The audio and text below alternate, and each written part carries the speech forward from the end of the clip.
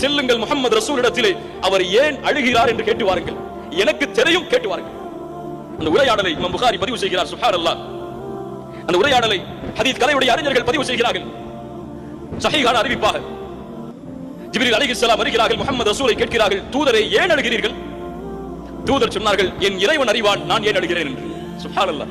அல்லாஹ் சொல்கிறான் ஏன் அழுகிறார் என்று எனக்கு தெரியும் என்று. தூதர் சொல்கிறார்கள், என் ரப்புக்கு தெரியும் நான் ஏன் அழுகிறேன் என்று. ஜிப்ரீல் சென்று சொன்னார்கள், யா அல்லாஹ் கேட்டேன், அவருடைய பதில் இதுதான்.